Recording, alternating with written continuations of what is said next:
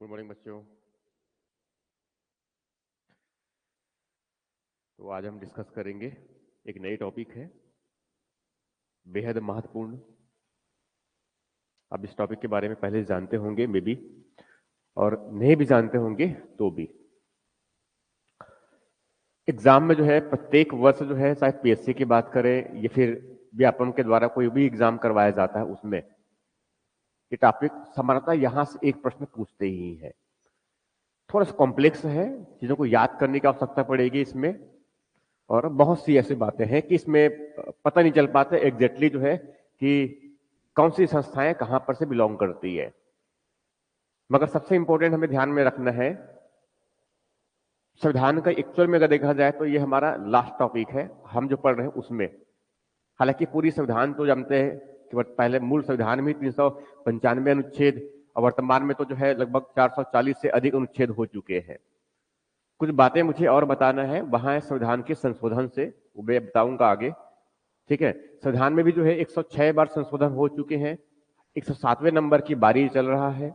उसके लिए 129वां संविधान संशोधन विधेयक प्रस्तुत कर दिया गया है। तो एक वो हिस्सा बना है, थोड़ा सा बचा है हमारा, उस पर मैं डिस्कस करूंगा इस टॉपिक के बाद में। जो इंपॉर्टेंट संशोधन है, अमेंडमेंट है, उसको लेकर के। और आज का जो टॉपिक है हमारा, वहां है संविधान में या फिर संविधान के द्वारा स्थापित जो अलग अलग संस्थाएं हैं, हम उन संस्थाओं की बात करेंगे। भारत के संविधान ने कई संस्थाओं को स्थापित किया है, जिनमें सबसे बड़ी स्तर जो संस्था है उसमें कार्यपालिका है, विधायिका है और न्यायपालिका है। ये संविधान के द्वारा स्थापित किया गया संस्था है। चाहे हम संघ की बात करेंगे तो भी, चाहे हम राज्य की बात करेंगे तो भी। इनके साथ साथ इसमें पंचायती राज व्यवस्था से संबंधित कई संस्थाएं हैं। ग्राम पंचायत, ग्राम सभा से लेकर के उस तरफ जिला पंचायत, जिला पंचायत तक। इसके साथ साथ जो है इसमें नगर पंचायतों से संबंधित जो है बहुत सी संस्थाएं हैं। जिला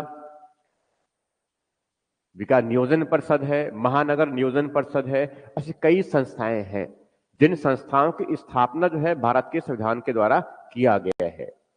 तो मैं उन संस्थाओं की बात कर रहा हूं जिन संस्थाओं की स्थापना जो है भारत के संविधान के द्वारा किया गया। इसके साथ साथ मैं उन संस्थाओं की बात करूंगा जिन संस्थाओं की स्थापना जो है भारत के संविधान के द्वारा नहीं, बल्कि उन संस्थाओं की स्थापना जो है एक विधि के द्वारा किया गया है। इनके साथ साथ मैं उन संस्थाओं की बात करूंगा जिनका संबंध जो है भारत सरकार के किसी आदेश के द्वारा स्थापित किया गया है, उससे है। तो इस प्रकार से एक्चुअल में अगर देखा जाए तो भारत में जो संस्थान जो है, जो संस्थाएं, हालांकि और भी कई संस्थाएं हैं, कई संस्थाएं हैं, मगर मुख्य रूप से जो है एग्जाम के दृष्टिकोण से जो प्रश्न पूछे जाते हैं उस हिसाब से, और विशेष रूप से आपके एग्जाम के दृष्टिकोण से, तो मुख्य रूप से कम ये जानना आपको जरूरी है कि वो संस्थाएं जो है वो संवैधानिक संस्थाएं हैं, कि वो संस्थाएं जो है कोई विधिक संस्था है, या फिर वो संस्थाएं कहीं भारत सरकार के द्वारा स्थापित तो नहीं है। तो हम उसी की बात करेंगे आज के सेशन में। हम समझेंगे कि कौन सी संस्थाएं जो है संवैधानिक संस्थाएं हैं, कौन सी संस्थाएं जो है विधिक संस्थाएं, और साथ में कौन सी संस्थाएं भारत सरकार के आदेश के द्वारा स्थापित किया गया है। हम समझेंगे कि संवैधानिक संस्थाएं क्या होती है और विधिक संस्थाएं क्या होती है, और सरकार के आदेश के द्वारा स्थापित संस्थाएं क्या होती है। हम आज इसी की बात करेंगे। तो हम आगे बढ़ते हैं। यहां पर जो हमारा टॉपिक है आप वो समझ चुके हैं मैं किस टॉपिक की बात कर रहा हूं। तो मैं बात कर रहा हूं इसमें संवैधानिक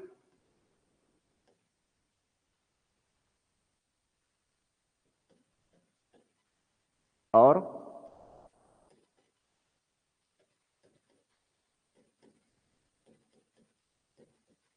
संविधानोत्तर संस्थाएं।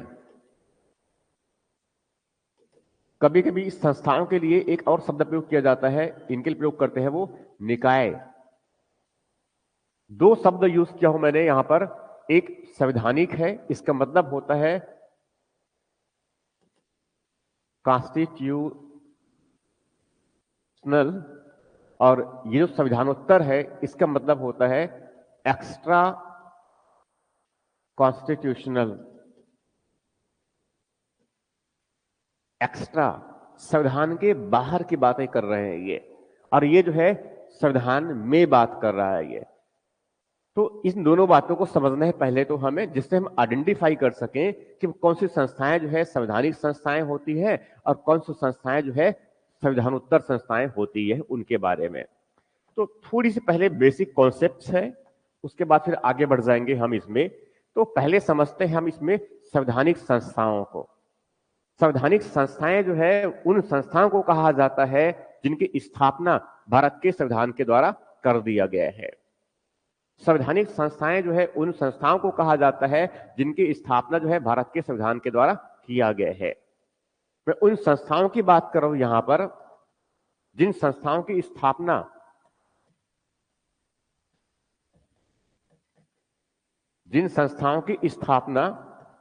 संविधान के द्वारा किया जाता है, संविधान द्वारा किया जाता है, ऐसी संस्थाओं को क्या कहते हैं हम? किया जाता है, इस प्रकार की संस्थाओं को हम कहते हैं संवैधानिक संस्था। इस प्रकार संस्थाएं होती है उसे बोलते हैं हम संवैधानिक संस्था। ये बिल्कुल क्लियर कर लेना है, मैं उन संस्थाओं की बात कर रहा हूं जिनका संबंध जो है भारत के संविधान से डायरेक्टली है। कई संस्थाएं हैं जिसकी बातें करूंगा अभी मैं, उसके बाद दूसरी बातें कह रहा हूं मैं संविधानोत्तर एक्स्ट्रा कॉन्स्टिट्यूशनल की बात कर रहा हूं मैं जो है उन संस्थाओं की बात कर रहा हूं जिनकी स्थापना संविधान के द्वारा नहीं किया गया है। जिन संस्थाओं की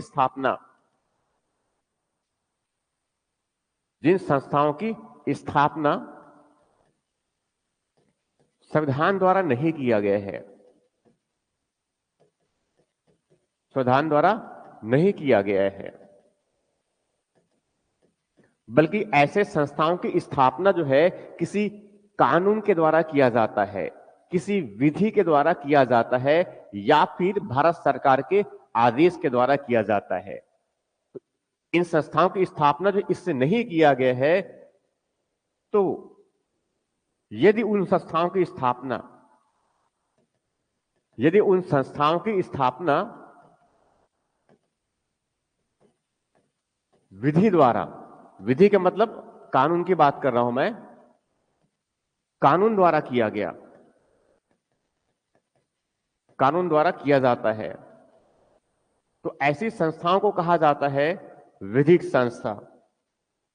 तो ऐसी संस्थाओं को कहा जाता है विधिक संस्था, विधिक निकाय। कौन कौन सी संस्थाएं विधिक संस्थाएं होती है उस पर बात करूंगा भी मैं थोड़ी देर में ही। उसके बाद दूसरे जो हिस्सा होता है वह है यदि उन संस्थाओं की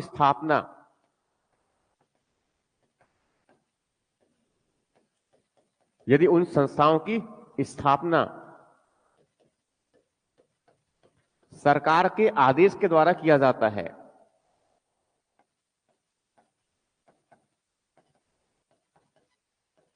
सरकार के आदेश द्वारा किया जाता है, तो ऐसी संस्थाएं जो है सरकारी संस्थाएं,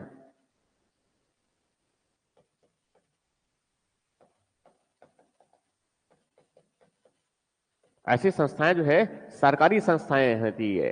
तो एक तरह से अगर देखें तो एक्चुअल में देखें तो जो संविधान में जो उल्लेख मिला है ये जो संविधान में उल्लेख है उन संस्थाओं को हम कहते हैं संवैधानिक संस्थाएं। जिनका उल्लेख संविधान में नहीं है उन संस्थाओं की स्थापना या तो जो है उनको किसी कानून के द्वारा किया गया है एक विधिक संस्था के रूप में, या फिर उन संस्थाओं की स्थापना जो है सरकार के आदेश, सरकार का मतलब इसमें दोनों सरकार की बात कर रहा हूं मैं, इसमें केंद्रीय भी हो सकते हैं और राज्य सरकार, दोनों के द्वारा हो सकता है। तो इस प्रकार की जो संस्थाएं होती है उसे कहते हैं सरकारी संस्थाएं। इस प्रकार से अगर देखें तो उन संस्थाओं को कहते हैं सरकारी संस्थाएं। तो इस तरह से अगर देखें तो एक संवैधानिक संस्था, दूसरा जो है संविधानोत्तर। तो संविधानोत्तर संस्थाओं में जो है दो प्रकार की संस्थाएं आ गया, इनमें दो प्रकार की संस्थाएं आया, एक जो है विधिक संस्था हो गया, दूसरा जो है सरकारी संस्था हो गया। विधिक मतलब कानून के द्वारा स्थापित, और दूसरा जो है सरकारी मतलब सरकार के द्वारा स्थापित। अब मैं उन्हीं संस्थाओं की बात करूंगा यहां पर। मैं उन संस्थाओं की बात करूंगा जिनका संबंध जो होता है संविधान से या फिर कोई विधि से या फिर सरकार से। इसमें जो प्रश्न पूछे जाते हैं बहुत सामान्य स्तर के प्रश्न होते हैं। इसके प्रश्न बहुत सामान्य स्तर के होते हैं। जैसे प्रश्न अगर पूछा जाता है कि निम्नलिखित संस्थाओं में से कौन सी संस्थाएं जो है संवैधानिक संस्था है, निम्नलिखित में से कौन सी संस्थाएं संवैधानिक संस्था है। प्रश्न इस तरह का पूछते हैं, उसमें 2-3 विकल्प दे देंगे आपको। वो 2-3 विकल्प में है, नंबर 1 दे दिया, जैसे कि वित्त आयोग दे दिया, नीति आयोग दे दिया गया, भारतीय रिजर्व बैंक दे दिया गया, सेबी दे दिया गया। 4 इस प्रकार से नाम दे दिए, नीचे उसमें विकल्प दिया, नीचे क्वेश्चन दिया होता है उपयुक्त में से कौन सी संस्थाएं जो है संवैधानिक संस्थाएं है या फिर संवैधानिक संस्थाएं नहीं है, या कौन सा विधिक संस्था है। प्रश्न पूछने के उनके यहां तरीके हो, सामान्यतः यही तरीका होता है इनका। अब ये तो हुआ उनकी संस्थाएं। अब इसमें जो है दूसरी बातें जो है हमें ये समझना है कि कौन कौन सी संस्थाएं जो है संवैधानिक संस्था है और कौन सी संस्थाएं जो है संविधानोत्तर संस्था है। तो कौन कौन सी संस्थाएं जो है संवैधानिक संस्था है और कौन सी संस्थाएं जो है संविधानोत्तर संस्थाएं हैं, तो मैं उसकी बात कर रहा हूं। मैं आगे बात कर रहा हूं इस पर। मैं आगे जो डिस्कस कर रहा हूं वहां है संवैधानिक संस्थाओं की बात कर रहा हूं मैं।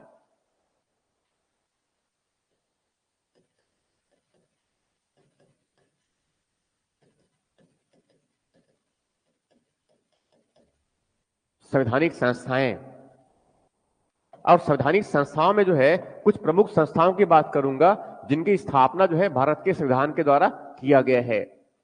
मैं उन संस्थाओं की बात करूंगा जिनकी स्थापना जो है भारत के संविधान के द्वारा किया गया है। इनको बहुत अच्छे से मेमोराइज कर लेंगे, एग्जाम के दृष्टिकोण से ये बेहद महत्वपूर्ण है। संविधान के द्वारा स्थापित किया गया संस्थाएं तो कई है, मगर मैं उसकी जो है महत्ता के आधार पर जो है उनको अलग अलग मैं डिस्कस करूंगा, कौन सबसे अधिक इंपॉर्टेंट संस्थाएं हैं और कौन थोड़ी सी कम। हालांकि इंपॉर्टेंट सभी ही है। तो सबसे पहले मैं जो संस्था की बात कर रहा हूं वहां संस्था है निर्वाचन आयोग। वहां संस्था है निर्वाचन आयोग, इलेक्शन कमीशन। अब जानते हैं राष्ट्रपति, उपराष्ट्रपति, सांसद, विधायक, इन सबों की निर्वाचन जो है करवाने की जिम्मेदारी जो है भारत के निर्वाचन आयोग की है। निर्वाचन आयोग में एक मुख्य निर्वाचन आयुक्त होता है और 2 अन्य आयुक्त होते हैं। अब जानते हैं कि भारत के संविधान के द्वारा स्थापित एक बहुत महत्वपूर्ण संस्था है जो भारत में लोकतंत्र के प्रहरी के रूप में काम करते हैं। चुनाव यदि पारदर्शिता से अगर संपन्न नहीं हुआ तो माना जाएगा कि वहां पर लोकतंत्र जो है कमजोर है। तो भारत को लोकतांत्रिक देश के रूप में स्थापित करने में इस आयोग की बहुत महत्वपूर्ण भूमिका होती है। इस आयोग की बहुत महत्वपूर्ण भूमिका होती है। तो सबसे इंपॉर्टेंट ये जानना है आपको कि ये निर्वाचन आयोग एक्चुअल भारत के संविधान के द्वारा स्थापित एक संवैधानिक संस्था है। इसके बाद दूसरी संस्था की बात कर रहा हूं मैं, वहां जो संस्था है वहां आप जानते हैं भारत का सबसे खतरनाक एक संस्था है, और विशेष रूप से हम जैसे लोगों के लिए, आप जैसे लोगों के लिए उन संस्था को जानते हैं आप, संघ लोक सेवा आयोग, यूनियन पब्लिक सर्विस कमीशन। और वैसे जो है राज्य में संस्था होती है जो सबसे खतरनाक माने जाते हैं, वहां है राज्य लोक सेवा आयोग। ये जो है भारत में जो है और विश्व के जो है सबसे कठिन परीक्षाओं में से जो है एक सिविल सर्विसेज परीक्षा का आयोजन करता है संघ लोक सेवा आयोग, जो भारत में सर्वोच्च सेवा है। वैसे ही राज्य में सर्वोच्च सेवा जो है राज्य सेवा की जो परीक्षा है उनका आयोजन करता है स्टेट पब्लिक सर्विस कमीशन। तो दोनों संस्थाएं जो है वो संविधान के द्वारा स्थापित संस्थाएं हैं, मीन्स संवैधानिक संस्था है। तो मैं 2 संस्थाओं की बात कर रहा हूं मैं। एक है संघ लोक सेवा आयोग, संघ लोक सेवा आयोग, जिनको आप जानते हैं किस रूप में, यूपीएससी के रूप में। री एग्जाम करवाता है आईएएस का, आईपीएस का, आईएफएस का, आईआरएस का, आईआर, टीएस का, ऐसे और भी कई बड़े जो पोस्ट हैं, इनके साथ साथ जो है ये केंद्रीय सेवाओं का भी आयोजन करते हैं। ये केंद्रीय सेवाओं का, एनडीए का, सीडीएस का, ये सब जो एग्जाम कराता है, सीपीएफ का, ये सब एग्जाम करवाता है यूपीएससी। इसके साथ साथ तीसरी जो महत्वपूर्ण संस्था जो है हमारे लिए इंपॉर्टेंट होता है, वहां है राज्य लोक सेवा आयोग।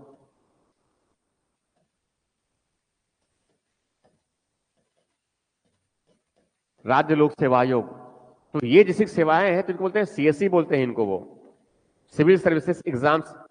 एक ये हो गया, केंद्रीय सर्विसेज का हो गया, एनडीए हो गया, सीडीएस हो गया, सीपीएफ हो गया। तो राज्य लोक सेवा आयोग, अब जानते हैं छत्तीसगढ़ सीजीपीएससी कहते हैं सामान्य भाषा में इनको। ये एक्चुअल में जो है राज्य सेवा परीक्षा, जिनको आप सामान्य भाषा में आप लोग जानते हैं सीजीपीएससी, प्रारंभिक परीक्षा, मुख्य परीक्षा और साक्षात्कार। तो सीजीपीएससी का मतलब सिर्फ यही बस नहीं है, इसमें और भी कई एग्जाम करवाते हैं ये। तो एक एग्जाम तो इसमें जो है स्टेट सर्विस कमीशन हो गया, इसके अलावा राज्य वन सेवा, राज्य अभियांत्रिकी सेवा, और कभी कभी तो यहां जो है चपरासी का भी जो है पोस्ट निकाल देता है, ये अलग बातें हैं। तो इस प्रकार की जो संस्था, तीसरी संस्था बताया मैंने, वो कौन सा है? राज्य लोक सेवा आयोग। ऐसी जो है चौथा जो बहुत महत्वपूर्ण संस्था है जिनका संबंध जो है वित्त से है, उसे आप जानते हैं वित्त आयोग के रूप में। यह भारत के संविधान के द्वारा स्थापित किया गया संस्था है। वैसे तो जो है राज्य वित्त आयोग भी है, मगर हम ये जो वित्त आयोग की बात कर रहे हैं, ये भारत के स्तर में, राष्ट्रीय स्तर में जो संस्था स्थापित होता है संविधान के द्वारा, राष्ट्रपति जो करते हैं, मैं उसकी बात कर रहा हूं। तो चौथा जो संस्था है वहां क्या है? वित्त आयोग है। ये वित्त आयोग जो है ये भारत सरकार को सलाह देता है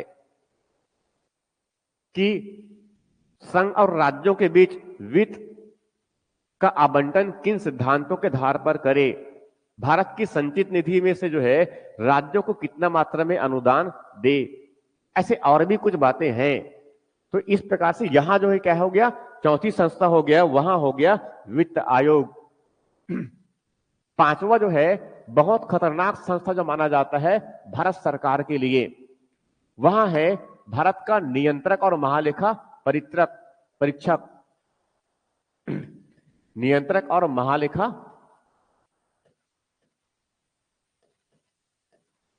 परीक्षक, जिनको सामान्य भाषा में आप जो है keg, controller and auditor general of India के रूप में जानते हैं। अभी हाल ही में जो है संजय मूर्ति, इसके नए जो है केग बनाए गए हैं। एग्जाम के दृष्टिकोण से ये बेहद महत्वपूर्ण है, ये जानना आपको।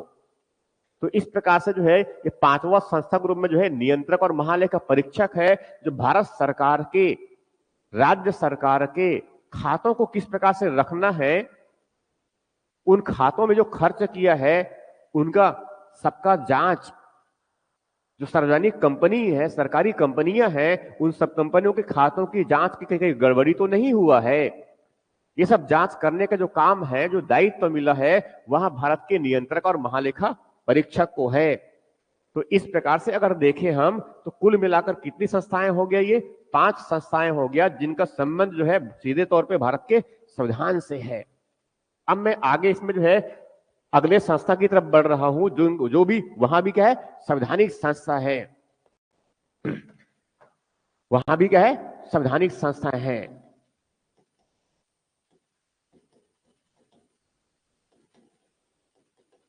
तो पांचवें के अलावा जो है मैं अब छठवें की तरफ आगे बढ़ रहा हूं, छठवें तक आगे बढ़ रहा हूं, और उसमें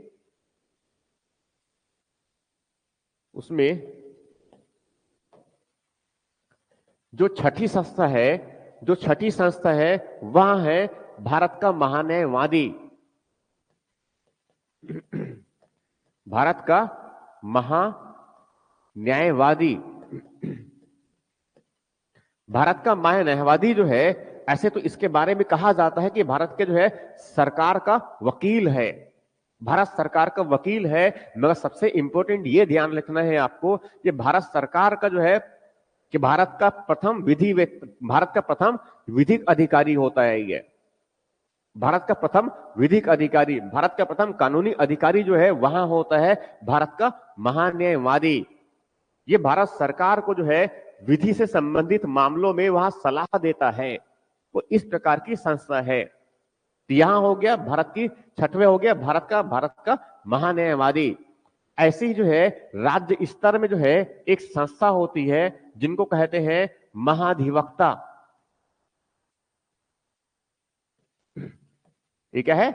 महाधिवक्ता। ये राज्य का महाधिवक्ता हुआ, ये एग्जैक्टली अगर देखा जाए तो राज्य का महाधिवक्ता हुआ। तो राज्य सरकार को, तो राज्य में प्रथम विधि अधिकारी के रूप में कौन होता है? राज्य का महाधिवक्ता होता है। ये राज्य सरकार को विधि के मामले में, संविधान के मामले में ये सलाह देते हैं। ये विधि विशेषज्ञ होते हैं, कानून के जानकार होते हैं। तो इस प्रकार से जो है सातवां जो संस्था है वहां हो गया राज्य का महाधिवक्ता। इसके बाद फिर जो है छठवें सातवें, उसके बाद फिर आगे बढ़ रहा हूं मैं, उसमें है मैं आयोग की बात कर रहा हूं मैं। इसमें जो है आयोग की बात कर रहा हूं मैं, राष्ट्रीय। आठवां संस्था है राष्ट्रीय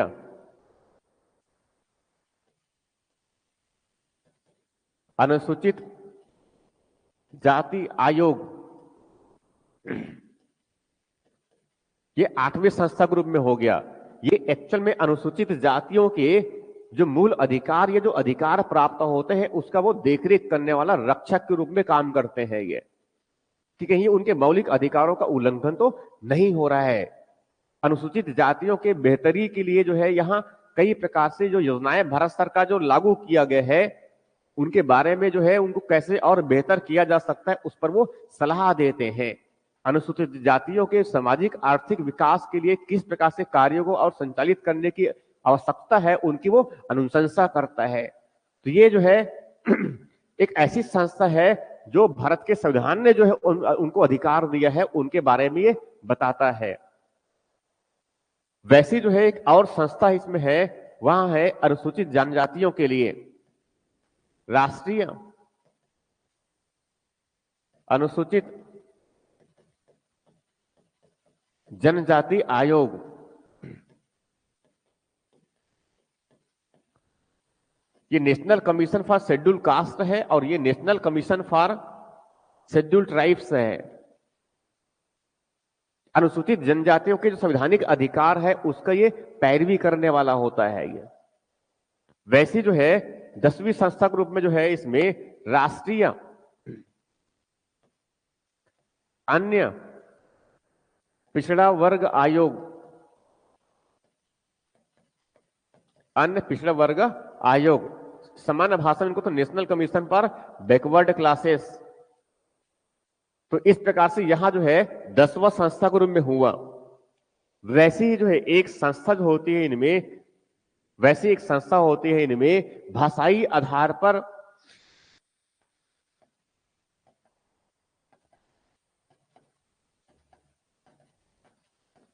पर अल्पसंख्यकों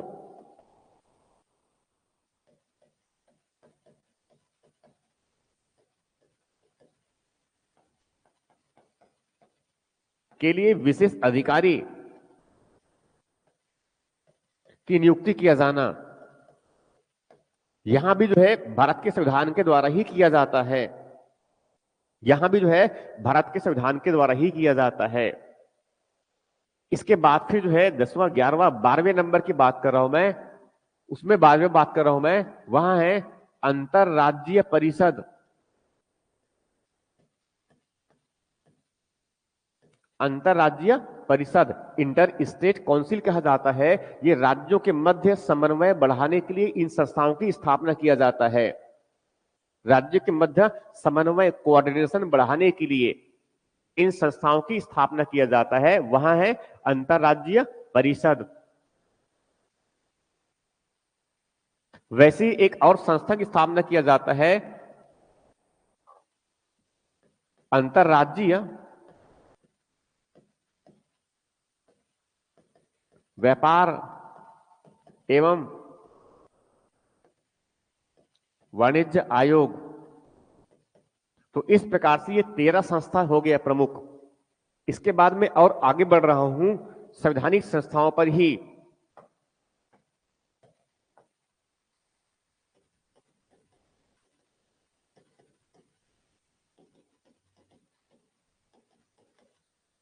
संवैधानिक संस्थाएं,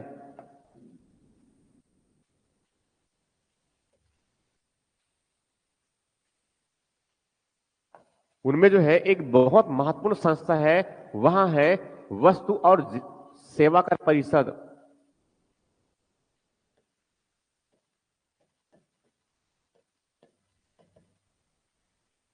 वस्तु और सेवा कर परिषद सामान्य भाषा में जो है इनको जीएसटी काउंसिल, वस्तु और सेवा परिषद 13 और ये 14 हो गया। तो ये सब क्या है, संवैधानिक संस्थाएं हैं ये। इसके साथ साथ जो है 15वीं संस्था के रूप में जो है जिला योजना परिषद।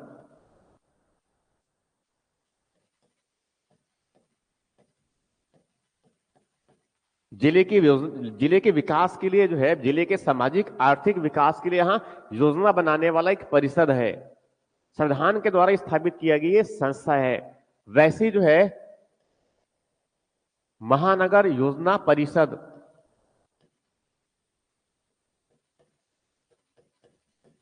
महानगर योजना परिषद, ये जो मेट्रोपॉलिटन सिटीज जो होते हैं उनके डेवलपमेंट के लिए परिषद काम करता है। ये जिला महानगर योजना परिषद। इसके अलावा अगर देखेंगे आप, इसके अलावा अगर देखेंगे तो 17 संस्थाओं में ले लेता हूं मैं। वहां है पंचायती राज और नगर पंचायतों से संबंधित संस्थाएं,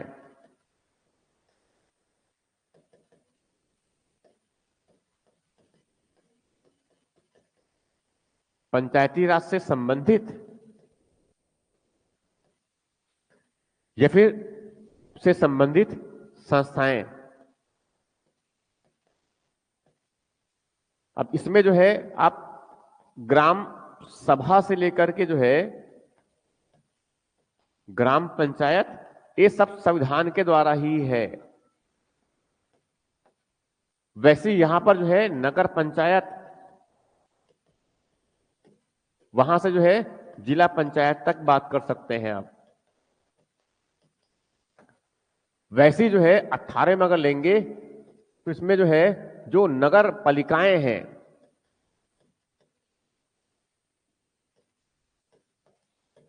यहां भी क्या है, सब संवैधानिक संस्था होती है ये।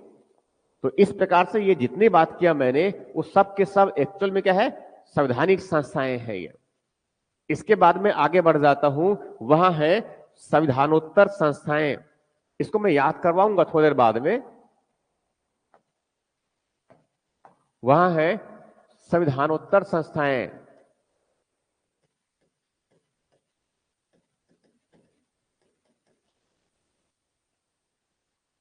संविधानोत्तर संस्थाएं, मैंने 2 प्रकार की संस्थाओं की बात किया था। संवैधानिक संस्थाओं में 2 प्रकार की संस्थाओं की बात किया था।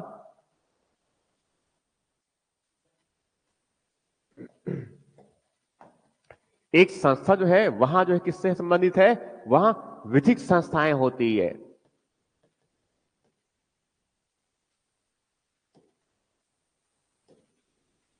विधिक संस्थाएं, या फिर जिनको हम कानूनी संस्था, कानून के द्वारा स्थापित किया गया संस्था। यहां संस्थाएं भी जो है भारत में तो बहुत बड़ी मात्रा में है, क्योंकि हमने कई कानूनों के माध्यम से कई संस्थाओं की हमने स्थापना किया हुआ है। कई संस्थाओं की स्थापना हमने किया हुआ है। उनमें कुछ प्रमुख संस्थाओं का मैं उल्लेख करूंगा यहां पर। दूसरी संस्था मैंने बताया भारत सरकार के आदेश के द्वारा स्थापित किया जाता है, तो ऐसी संस्थाओं को कहा जाता है सरकारी संस्था।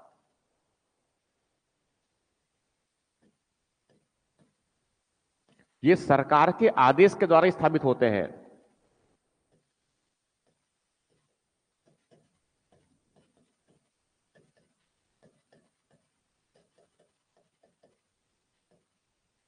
सरकार के आदेश के द्वारा स्थापित होते हैं। अब इसमें जो है मैं उन कानून के द्वारा स्थापित संस्थाओं की बात कर रहा हूं। मैं कानून के द्वारा स्थापित संस्थाओं की बात कर रहा हूं, जिनमें पहली जो संस्था है राष्ट्रीय आपदा प्रबंधन प्राधिकरण, और इसके साथ साथ यही दूसरा होता है राज्य आपदा प्रबंधन प्राधिकरण।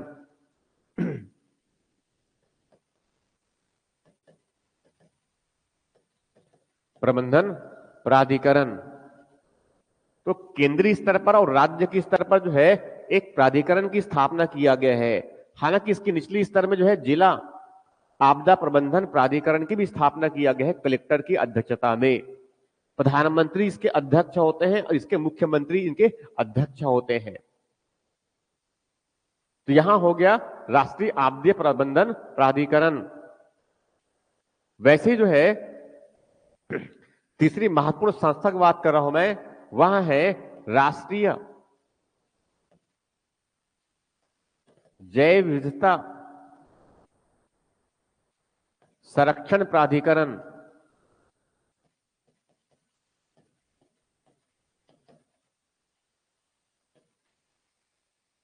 राष्ट्रीय जैव विविधता संरक्षण प्राधिकरण, और राज्य में जो है राज्य जैव विविधता संरक्षण प्राधिकरण। ये सब आपके एग्जाम में जो है कई दफा पूछे हुए हैं। ये सब कानून के द्वारा स्थापित संस्थाएं हैं। 2002 में जो है इनकी स्थापना किया गया। 2002 का अधिनियम है, ये एक्ट है 2002 का। यहां पर जो है ये 2005 का एक्ट है, इनके द्वारा स्थापित किया गया है।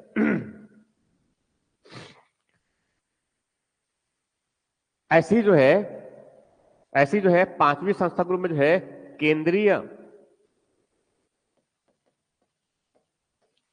सूचना आयोग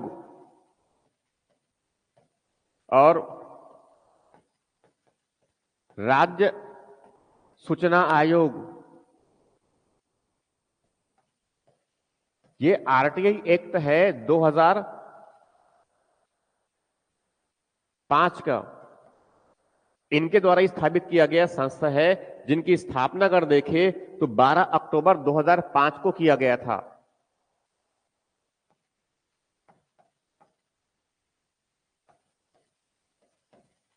ये सब जो है संविधान के द्वारा, ये सब जो है कानून के द्वारा स्थापित की गई संस्थाएं हैं। कानून के द्वारा स्थापित किया गया संस्थाएं। इस 6 संस्थाएं बताया मैंने, इसमें आगे और इसको आगे बढ़ा दे रहा हूं मैं विधिक संस्थाओं की बात कर रहा हूं मैं।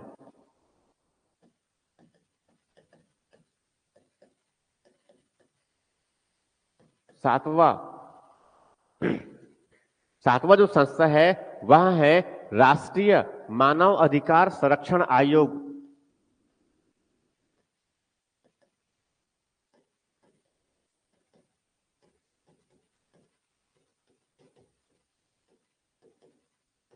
यह बहुत महत्वपूर्ण संस्था है।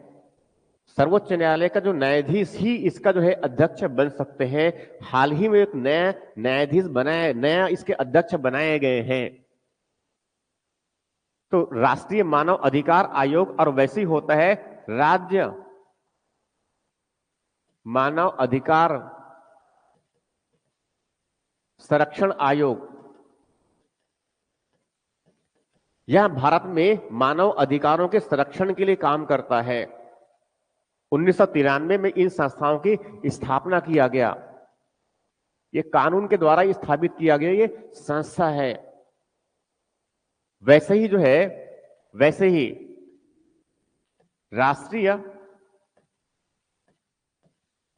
महिला आयोग और राज्य महिला आयोग, यहां भी कानून के द्वारा स्थापित किया गया है। ये भारत में महिलाओं के अधिकारों की रक्षा करने वाला एक एजेंसी है, एक आयोग है। वैसे ही राष्ट्रीय बाल अधिकार संरक्षण आयोग,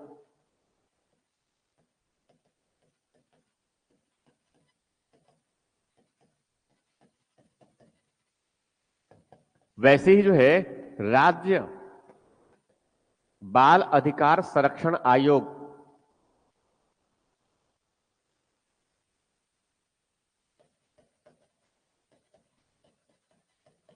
यहां भारत में बच्चों के अधिकारों की सुरक्षा के लिए स्थापित ये संस्थाएं हैं। वैसे ही राष्ट्रीय अल्पसंख्यक आयोग, राष्ट्रीय अल्पसंख्यक आयोग और राज्य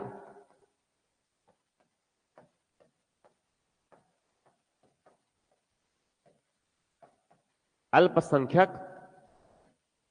आयोग, राज्य अल्पसंख्यक आयोग, तो ये सब संस्थाएं ये एक्चुअल में क्या है, कानून के द्वारा स्थापित की गई संस्थाएं हैं। एग्जाम में यही सब पूछा जाता है, दोनों को मिक्सअप कर पूछते हैं, उस तरफ संवैधानिक संस्था और इस तरफ विधिक संस्था, दोनों को मिक्स कर देंगे और पूछेंगे उपयुक्त में से कौन सा संवैधानिक संस्था है और कौन सा विधिक संस्था है। इसके बाद और भी कुछ संस्थाएं हैं, मैं उनका जिक्र कर दे रहा हूं। मैं वहां है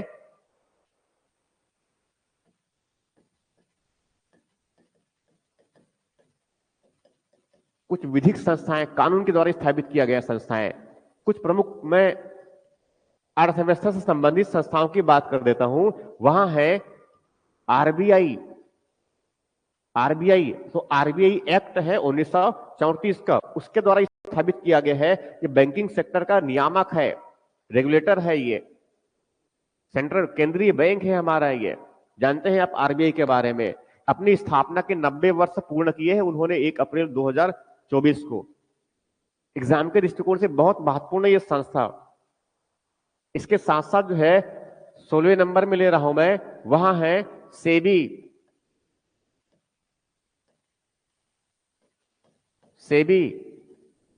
सेबी मतलब होता है security and exchange board of India. ये भारत में स्टॉक मार्केट का रेगुलेटर है। ये स्टॉक मार्केट मतलब पूंजी बाजार। मैं उस बाजार की बात कर रहा हूं जहां पर पूंजी का लेन देन होता है, उसका रेगुलेटर कौन है? सेबी है। वैसे ही एक और संस्था की बात कर रहा हूं मैं, वहां है TRAI, try, telecom regulatory and authority of India. यहां एक संस्था है जो भारत में दूरसंचार क्षेत्र का नियामक है, टेलीकॉम सेक्टर का नियामक, रेगुलेटर। कोई मोबाइल सर्विस अगर प्रारंभ करना है भारत में तो यही उनको अनुमति देता है। वहां है ट्राई। ऐसे ही एक और संस्था है जो कानून के द्वारा स्थापित किया गया है, वहां है इरिडा। ये बीमा क्षेत्र का नियामक है, ये बीमा क्षेत्र का है।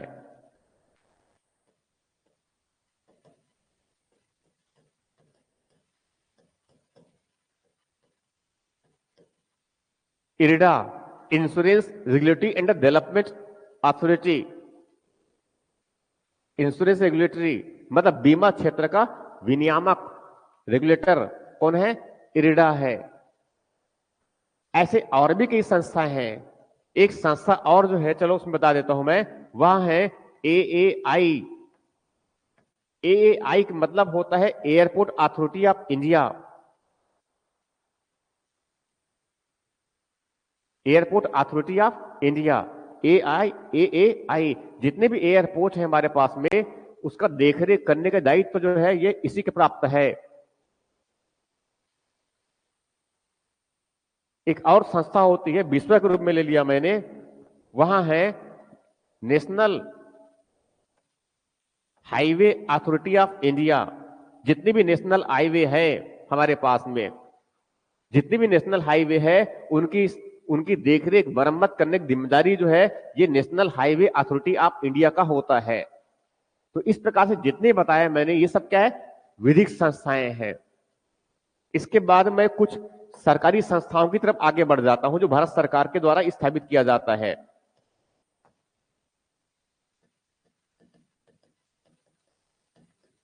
सरकारी संस्थाएं तो ये दो प्रकार के हो सकते हैं, जैसे मैंने बताया, भारत सरकार के द्वारा स्थापित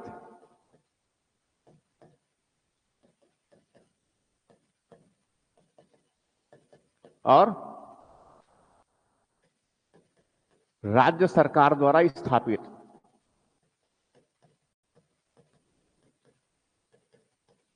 राज्य सरकार द्वारा स्थापित, भारत सरकार द्वारा स्थापित, राज्य सरकार के द्वारा स्थापित। इसमें बहुत महत्वपूर्ण संस्था जो है, अब जानते हैं, वहां है नीति आयोग।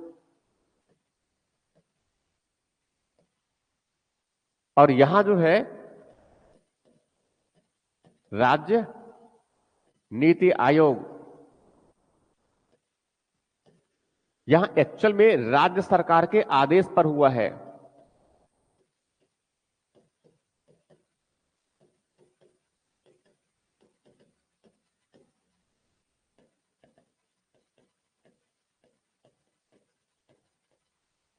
स्थापित संस्थाएं,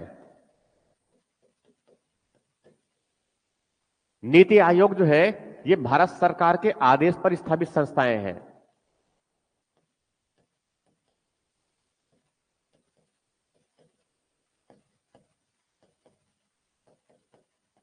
तो इस प्रकार से मैंने जो डिस्कस किया,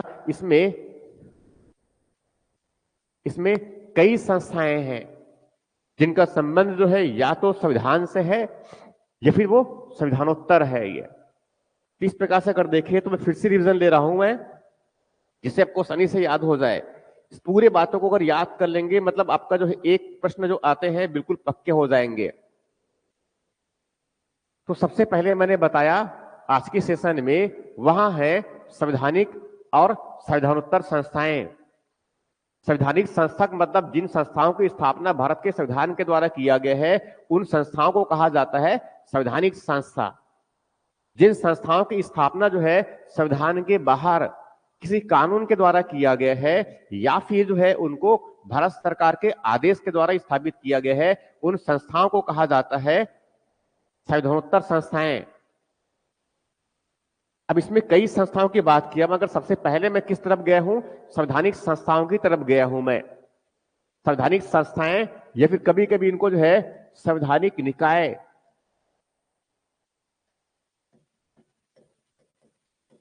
इस टर्म्स को भी यूज करते हैं एग्जाम में।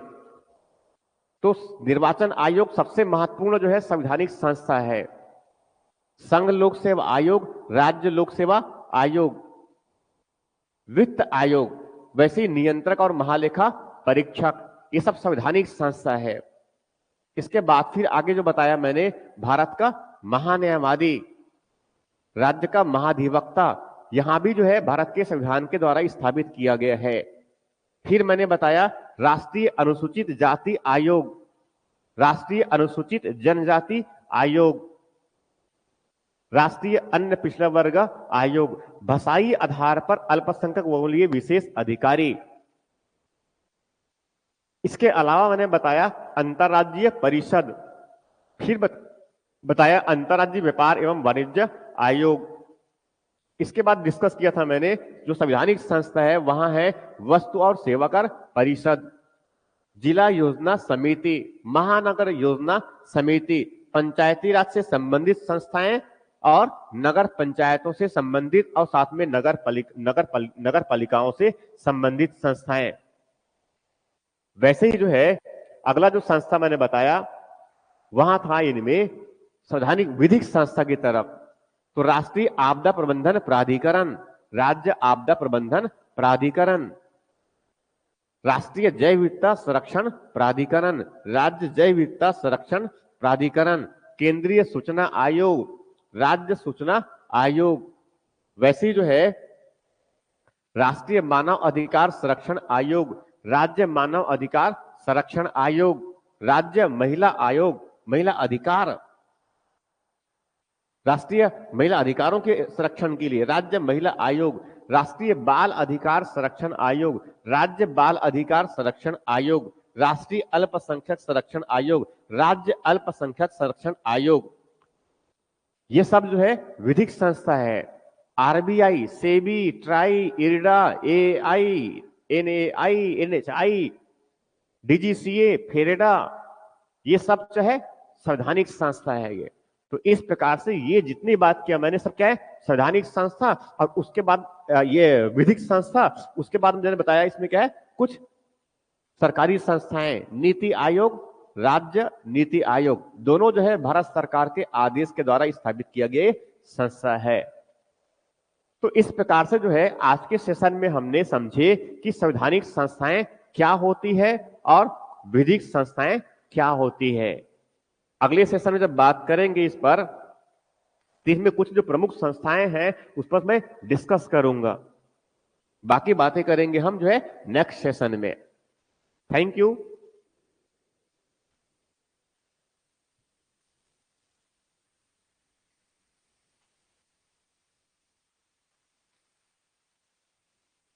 गुड मॉर्निंग, गुड मॉर्निंग बेटा, थैंक यू। ओके, तो अब मिलेंगे हम नेक्स्ट सेशन में।